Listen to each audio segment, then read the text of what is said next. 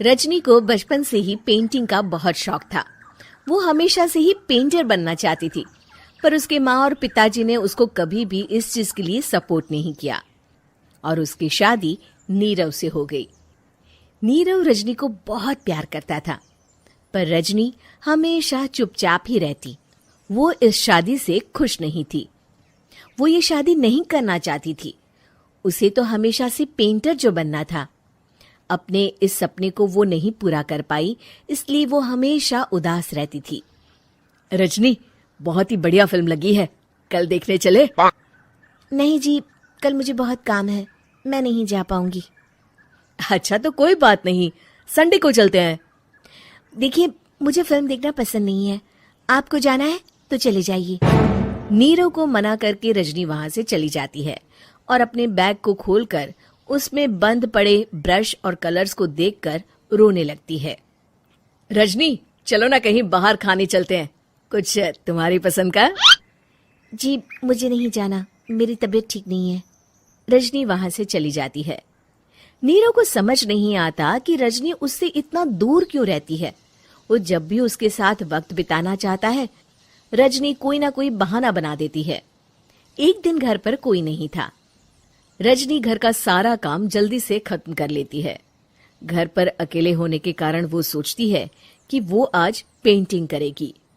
वो अपने कमरे में जाकर पेंट ब्रशेस और कलर्स निकालकर जैसे ही कलर मिक्स कर रही होती है कि दरवाजे पर बेल बज जाती है। अब कौन आ गया इस वक्त? इतनी मुश्किल से तो मुझे पेंट करने का मौका मिला है। रजनी दरवाजा खोलती है तो उसकी सास अपनी सहेलियों के साथ खड़ी होती है और सब घर के अंदर आ जाते हैं। अरे बहू, सबको शरबत बनाकर पिला दे, बाहर तो बड़ी गर्मी है। उफ। जी। रजनी पेंट ना कर पाने से उदास हो जाती है। उसे गुस्सा भी आ रहा होता है कि उसने इस शादी के लिए हाँ क्यों कह दी। वो रसोई में जा रही होती है कि उसकी सास उसे रोकती है। बहू, सबके खाने का भी इंतजाम कर लेना, आज का लंच तो ये सब यहीं करेगी। हाँ। रजनी बिना कुछ कहे रसोई में चली जाती है। सबके लिए खाना बनाती है।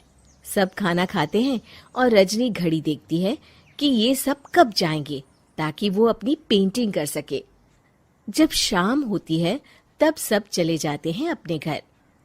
अरे बहू, सब तेरे खाने की तो बहुत तारीफ कर रहे थे, सबको बहुत अच्छा लगा खाना।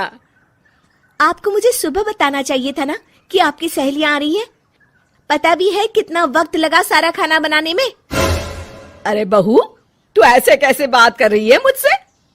तो और कैसे बात करूं?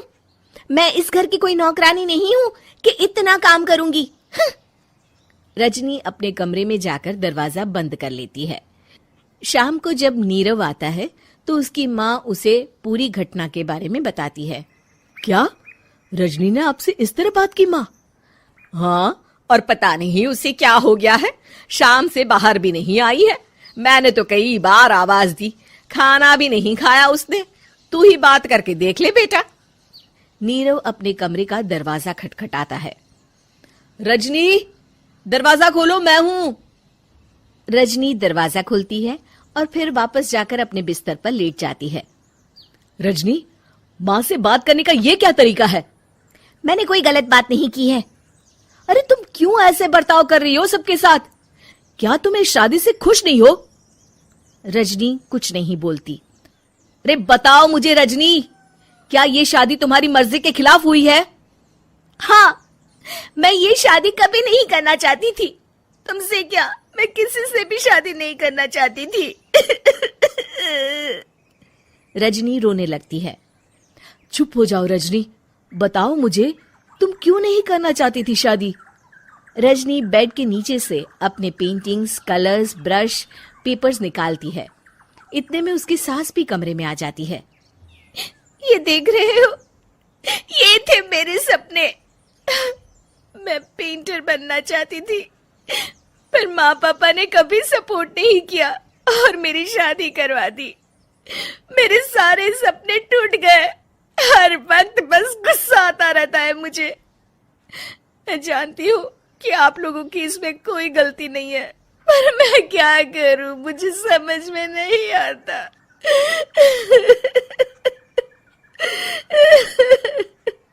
रजनी फूट फूट कर रोने लगती है। मुझे माफ कर दीजिए, आप दोनों के साथ मैं बहुत बुरा बर्ताव कर रही हूँ। अरे रजनी बेटा चुप हो जाओ तुम। नीरव पानी लेकर आता है।